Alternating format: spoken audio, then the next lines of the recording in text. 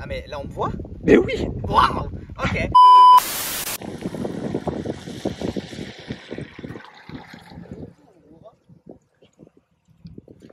Quelle intro. J'aime bien.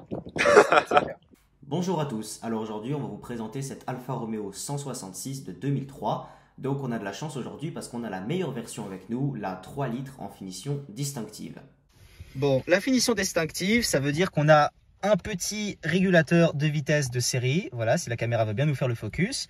Donc il s'active comme ça, en mettant la bague sur on. Il y a un témoin qui se met, mais évidemment il se met pas parce que la voiture est éteinte. Et ensuite, on accélère ou on ralentit en passant cette bague. En vrai, c'est assez cool parce que sur plein de voitures de l'époque, le régulateur de vitesse, il est un peu greffé quelque part sur un endroit à la con. Et là, on voit vraiment qu'il a été intégré et que ça a été pensé. On a aussi un truc là, RCL. Ça, je sais pas à quoi ça sert. Je viens de découvrir ce bouton là maintenant. Tout de suite, breaking news. Voilà. Par contre, le gros défaut de l'ICS ou au système équivalent qu'on peut retrouver sur d'autres voitures, c'est que la fonction radio, la fonction ordinateur de bord est deux fonctions qui sont unifiées en un. Et le problème, c'est-à-dire que si un des deux qui tombe en panne, vous devez changer tout le tableau au lieu de juste changer, comme dans une Mercedes ou une autre, l'ordinateur dédié ou la radio dédiée. C'était la petite anecdote. On a aussi le GPS, étonnamment, enfin pas tellement étonnamment, j'ai perdu la carte avec le code, donc je peux pas vous le montrer. Voilà, sniff. Et puis on a aussi un truc qui était assez stylé à l'époque. On a une clim automatique, un bouton de sélection radio qui a été aspiré par l'aspirateur. Tu es con. Voilà, hein. Et on a ici plein de modes vachement intéressants. Donc on a le verrouillage central qui pète tout le temps sur les Alfa Romeo 166 apparemment. La preuve sur celle-là, il est pété.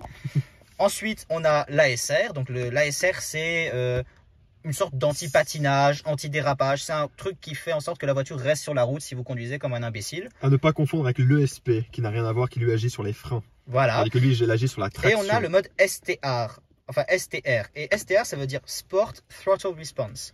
Et en gros, c'est un peu le mode sport. Donc ça va pas bidouiller des trucs dans la boîte, ça va juste faire en sorte que, comme c'est un accélérateur électronique, c'est pas relié directement à un câble au moteur. Et du coup, il va dire que dès que vous mettez un petit peu de pression sur l'accélérateur, eh ben, le moteur, il va recevoir l'information que vous accélérez à fond. Et du coup, ça donne l'impression que la voiture a une tonne de réponses et c'est super agréable quand on est au volant. Ça fait vraiment une différence de malade. Alors, si je peux me permettre de juste préciser le terme, c'est que les voitures, on va dire, avec un câble, bah, c'est une réponse physique, du coup, que tu as par rapport à un câble que tu enclenches par rapport à l'accélérateur. Tandis que là, c'est calculé électroniquement sur cette voiture. Donc, quand tu actives le mode STR, tu as un équivalent de réponse automatique, pas automatique, mécanique. Tandis que quand tu l'as désactivé le STR, bah, tu as beau être des fois à fond et ça prend peut-être un peu de temps de donner au moteur l'information d'avoir toute la puissance. Voilà, autre petit commentaire qu'on pourra faire sur l'intérieur, c'est la boîte à gants qui est minuscule, voilà, beaucoup trop petite. On galère à faire rentrer le manuel du propriétaire dedans, donc ça c'est l'horreur. Par contre, hein, toute petite boîte à gants, mais la taille du cendrier, voilà, qui s'ouvre de façon... C'est pas genre le truc des combinés, ça, plutôt? Ah non, c'est juste à côté, pardon, excusez-moi. Oui. Oui, parce que là c'était pour les combis à l'époque. Voilà, là il y a le truc du combiné, et là il y a un cendrier gigantesque. On a le trip computer, donc ça c'est ma consommation, voilà, si j'arrive sur le plein. Donc il y a eu 354 bornes de fête avec un 10 litres au 100 de moyenne qui était à 9 litres tout à l'heure parce qu'on a un peu éclaté le truc, je crois. Alors, une petite pensée au frein à main. Voilà, parce que c'est des Italiens qui ont fait le design, donc forcément, c'est un peu comme les Français, il fallait qu'il y ait un truc qui soit chiadé. Et du coup, ils se sont dit, bah, quelle idée fantastique, si on faisait un frein à main, hein, qu'on peut tirer plus haut que ça, mais en fait, on peut pas le tirer plus haut que ça, parce qu'il y a cette espèce de console centrale de merde. Qui s'appelle un accoudoir. Voilà, qui se relève, non pas une console centrale, un accoudoir, c'est vrai, oulala, mais qui se relève. Donc on peut relever plus le frein à main, mais après, on peut plus baisser ce truc. Voilà. Bon, le tien, là, ouais, presque. Ça va, parce que le tien, il a été bien serré, Là, donc là, ça va. ouais. Tandis que le nôtre, il fallait un peu le resserrer, et ensuite, puis voilà. Hein. Ok, oui, j'espérais qu'il n'y ait rien de honteux là-dedans. Mais du coup, tant mieux, ouais, il n'y a rien. On peut ouvrir ce truc, c'est un petit rangement central. Et là, on se dit, ouais, c'est vachement pratique, c'est vachement cool. Sauf qu'en conduisant, c'est impossible d'accéder à ça, parce que tu es là. Hein, regarde, tu conduis ici, tu vas faire comment? Tu vas faire et puis après tu peux plus changer les vitesses, tu vas avoir un accident, toute ta famille va mourir. Enfin bref, on croit que c'est pratique, mais c'est pas pratique du tout. C'est mortel. À rien. Les seuls vrais rangements qui sont pratiques, c'est les rangements de porte. Et encore ceux-là, ils sont pas vraiment accessibles quand tu conduis parce que tu dois aller chercher là-dedans. Ils sont pas très profonds, tu peux pile poil pas y faire rentrer une bouteille de 0,5. Oui, bon, ça tu me diras, c'est le problème de 90% des voitures. Hein. Voilà. Et naturellement, il n'y a pas de porte-gobelet. C'est vrai que ça, je n'avais pas constaté. Comment je fais pour conduire avec ma canette de bière, moi? Fin de repas. Un de vos amis va conduire. Problème, il a trop bu. A. Je lui propose de dormir ici. B. Je n'ose pas. Autre truc, alors, il y a ce petit rangement et on se dit, waouh, vachement pratique. Oh, qui marche sur celui-là. Oh, il a marché. Oh putain. Ah non, il a pas marché. Ah en non, fait, ça c'est un Et truc. il marche, mais pas vraiment. Ça en fait, dépend, hein. ça c'est un truc commun à toutes les 166. Il est censé péter. Hein. Voilà, il est sous assistance respiratoire. Bon, il n'y a rien dedans. C'est Ah, c'est normal, il est mort. Hein. ouais. Oh, tu sais ce qu'on peut faire? On pourrait faire un petit plan du moteur. Montrer le Vas-y. moteur aux gens parce que voilà. Est-ce qu'on peut juste parler du fait que ça a été chromé? C'est pas trop la classe. Va me faire un petit démarrage, je filme ce fucking pot d'échappement. Oi, oi, oi. Attends. Ouais.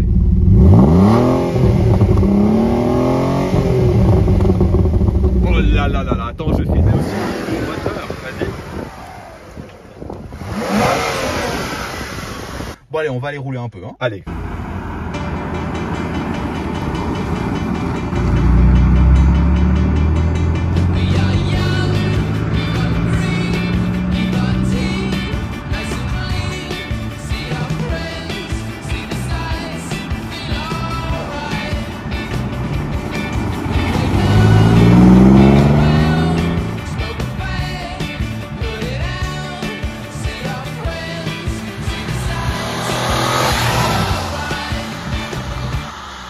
À conduire sans surprise, c'est vraiment très relaxant, très agréable. Il n'y a pas beaucoup de bruit dans l'habitacle et quelque chose qui est assez sympathique. Et c'est un des avantages d'avoir une grosse cylindrée. On en parlera dans d'autres vidéos sans aucun doute. Eh bien, c'est qu'on peut vraiment passer les vitesses comme on veut. Donc, si je veux, je peux rester en deuxième à 30, mais je peux mettre une troisième. Ou alors, je peux même mettre une quatrième si ça me chante. Et la voiture galère pas, il y a de la reprise. Et ça, c'est vraiment très confortable. C'est pratique en ville parce qu'on n'a pas besoin de changer de vitesse tout le temps. Quand tu as une voiture, une petite voiture, une Clio et tout, en ville, tu changes de vitesse tout le temps, toutes les 2 minutes, tu es dans un embouteillage, tu galères. Là, tu peux quasiment tout faire à l'embrayage. Ça s'appelle le couple. C'est un petit truc qu'on va vous montrer tout à l'heure. Mais tu peux mettre la première complètement débrayée, sans toucher à l'accélérateur, et la voiture, elle roule, sans caler. Et c'est génial. Franchement, elle est bien, mais en fait, elle a un système de suspension assez élaboré parce que c'est une traction, c'est une architecture traction, ça en fait. C'est le gros dommage. Depuis que Fiat est passé chez Alfa Romeo, bah, toutes les voitures propulsion sont passées traction. Ce qui est un peu triste quand on y pense, mais en fait, le châssis il est tellement bien réussi. À vrai dire, c'est vraiment impressionnant à conduire. On n'a vraiment pas l'impression de conduire une traction. Bon, à l'accélération, quand même, faut dire. À l'accélération, oui. Mais par rapport à la répartition poids, on n'aurait pas senti. Franchement, c'est impeccable. C'est vraiment super bien fait. Ils ont vraiment fait du très gros boulot. Donc ça, c'est cool. Et puis, je veux dire, chaque virage, c'est instinctif. Il y a des voitures, quand on les prend en main, on met longtemps à se dire, ok, la limite, elle est là. Voilà, où est-ce que je positionne la voiture? Là-dedans, c'est instantané. C'est super simple. Tout est très intuitif.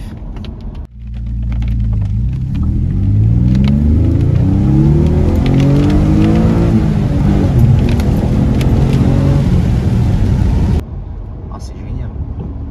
Ah voilà.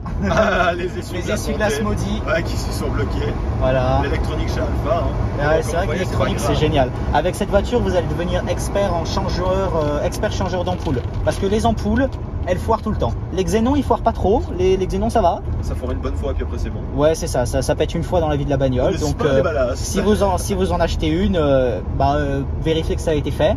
Voilà. En général, ça pète vers les 150, 160 000 bornes, je crois. Donc celle-là, elle a 190 000 ou 190 000. Ouais, ça a déjà été changé. Voilà, ils vont super bien, ils éclairent encore bleu, donc franchement, ça va.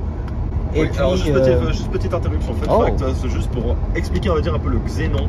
Si jamais quand un xénon est bleu, c'est-à-dire qu'il est presque neuf.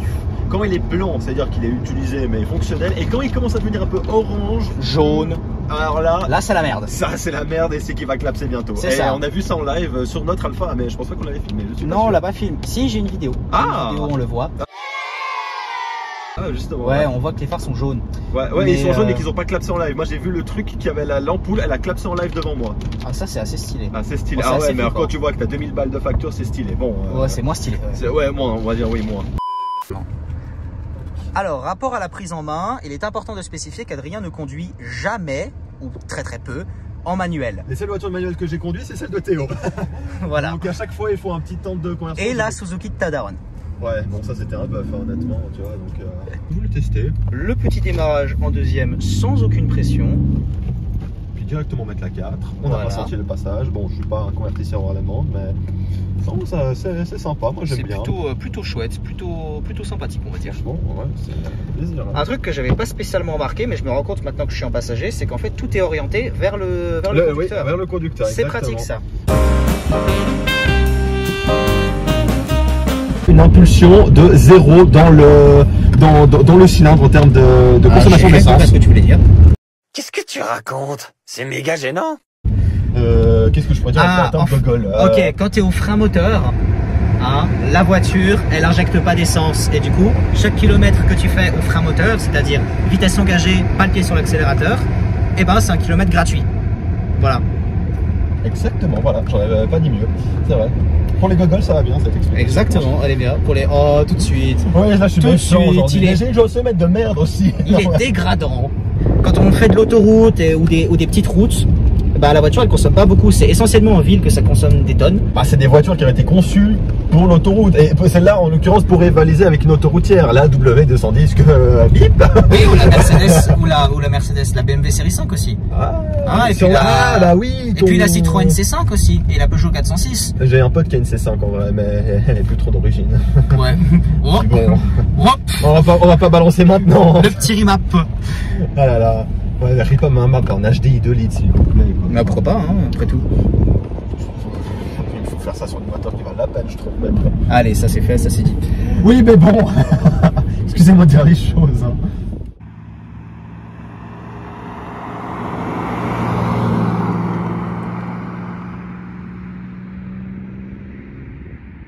Un Villebrequin pour quand vous allez en Suisse avec vos Ferrari et tout, on vous file le spot. Ouais, Nous contacter. ne comparons pas trop. Ouais, je n'aime pas. Chacun a son propre style de gêne. Et ça s'arrête là. Nous sommes suisses. Ta gueule. L'homme qui se plaignait. Un truc qui est cool avec cette voiture, c'est comme elle est vraiment confortable à conduire, très relaxante, et puis le moteur il est très très souple et silencieux sur autoroute, et ben on peut vraiment faire des longs trajets avec. C'est une voiture, c'est presque une GT en fait, on pourrait dire ça, parce que bah on peut faire 900 km dedans en une journée et sortir sans avoir mal au dos, sans être crevé, sans avoir envie de mourir. C'est assez confortable. On peut facilement faire 700 km sur un seul plein. Alors peut-être pas en conduite ville, mixte et tout, mais sur autoroute, les 800 km sur un seul plein, ils passent sans problème. Je suis allé à Nantes une fois, j'ai fait 950 km dans la même journée et j'ai fait les 800 premiers kilomètres sur le même plein. Comme quoi, hein, niveau consommation, c'est assez raisonnable. Hein. C'est vrai. Moi, je confirme. Pour un 3 litres, quand on pense qu'une Clio... Et un 3 litres Busso surtout. Ouais, c'est ça. Architecture assez artisanale. C'est ça. Quand on pense qu'une Clio 1 litre 2 TCE, ça fait quoi Bah, 6 litres au 100. On a eu notre voisine là justement qui parlait justement. Enfin, notre voisine, ta voisine. Bah, A priori, on n'habite pas ensemble. Ouais, A. Je lui propose de dormir ici. ouais, non mais. Calmez-vous. Ouais. Non mais elle disait quoi? 1 litre 5, 6 litres au 100 ou 7, je sais plus. 6 litres, elle a dit 6 litres. 6 litres, Un c'est 4 litres 2 fait 10. Enfin bon, ça c'est Mercedes après. Ouais, son 4 litres 2 fait 10. Ouais, voilà. Moi, en consommation mixte, quand je conduis tranquille, je fais du 9 litres 5 au 100 à peu près de moyenne. Quand je conduis pas tranquille, je fais plus du 11. Mais Ce qui reste très raisonnable. c'est en forçant quoi, hein, c'est en tapant grosse accélération à chaque feu rouge ou à chaque rond-point. Bon, dans les limites de la légalité parce qu'on est en Suisse, du coup la partie où tu prends 3 mois de sursis pour 20 km au-dessus, non merci. Quand on regarde cette voiture, on a tendance à la comparer à une voiture moderne, une voiture qui a 20 ans de moins que celle-là. Et en fait, moi je le vois comme un gage de qualité. Si instinctivement on va comparer ça à une voiture moderne, c'est parce que c'est aussi bien qu'une voiture moderne. Et à certains égards, c'est même mieux. Regardez. On a les 4 vitres électriques. Dans une Clio moderne, il n'y a pas forcément les 4 vitres électriques, alors qu'elles coûtent plus cher que celle-là. On a la sécurité enfant, on a les rétros pliables, on a les rétros réglables électriquement, on a les sièges entièrement réglables électriquement, avec la fonction mémoire, ils sont chauffants, on a le régulateur de vitesse, on a des phares xénon adaptatifs. Allez voir. Cendrier pour enfants, comme disait Voilà, Théo. exactement, c'est ça. C'est assez sympathique le cendrier pour enfants. Les aides à la conduite désactivables, on a un mode sport, on a un GPS, on a une super sono, on a des sièges en cuir massifs et super confortables et qui offrent quand même un bon maintien lombaire. Je sais pas si on voit, mais enfin, je peux mettre ma main là en épaisseur. Ça tient vachement bien dans les virages et pourtant c'est confortable et c'est pas dur, c'est pas violent, on est à l'aise. Aujourd'hui, pour avoir ce niveau de prestation dans une voiture récente, il faut lâcher au moins 20 000 balles en fait.